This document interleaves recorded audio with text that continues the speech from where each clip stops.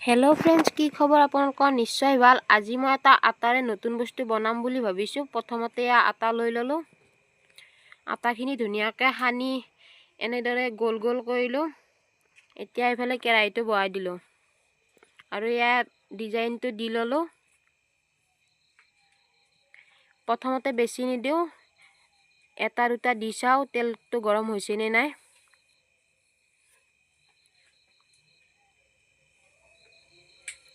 আৰু এইকেইটা এইফালে ভজা হৈ গ'ল। এয়া গোটেইখিনিয়ে মোৰ ভজা হ'ল। আৰু এয়া এইফালে চেনি বহাই দিলোঁ। চেনিত এইবিলাক এনেদৰে দি কিছু সময় লৰাই থাকি যেতিয়া শুকান হ'ল, শুকান হোৱাৰ লগে লগে এয়া তললৈ নমাই আনিলোঁ। বস্তুটো আজি প্ৰথমবাৰৰ কাৰণে কৰিছোঁ। সিমান বহুত বেছি ভাল হোৱা নাই, কিন্তু তথাপিও আৰু কৰিবলৈ চেষ্টা কৰিলোঁ। আপোনালোকে হয়তো আগতেও কৰিব পাৰে, মই কিন্তু আজি প্ৰথম কৰিলোঁ। অন্য এটা ভিডিঅ'ত পুনৰ লগ পোৱাৰ আশাৰে বাই বাই।